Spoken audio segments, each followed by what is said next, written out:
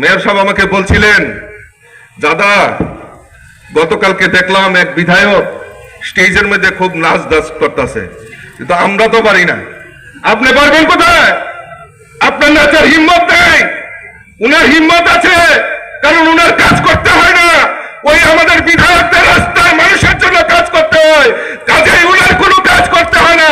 তাই উনি আনন্দে আছেন, আনন্দে আত্মহারা হয়ে আমাদের রাজ্যের মাননীয় মুখ্যমন্ত্রী যে দিশা নিয়ে কাজ করছে, আইন শৃঙ্খলা থেকে শুরু করে সমস্ত কিছু নিয়ে মুখ্যমন্ত্রী যে কাজ করছেন, উনাকে কোনো ইস্যু নেই।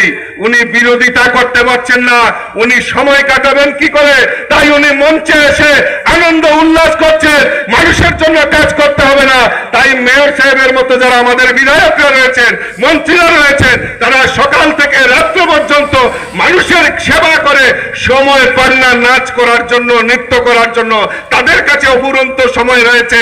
ওই কংগ্রেসি তিন নেতা বলেছিল বিজেপিকে নির্বাচনের আগে শূন্যের কোটায়, সিঙ্গেল কোটায় নিয়ে আসবেন। সিঙ্গেল তো হতে পারেননি, তারাই নিজেরাই সিঙ্গেল হয়ে গেছেন। তাই এখন খালি কীর্তন করেন, হরে কৃষ্ণ হরে রাম, রাত কোয়েলে বাতের কাম, তারাই নৃত্য করছে। বন্ধুগণ, মেয়র সাহেব আমি বলে বললাম সত্যি কথাগুলি।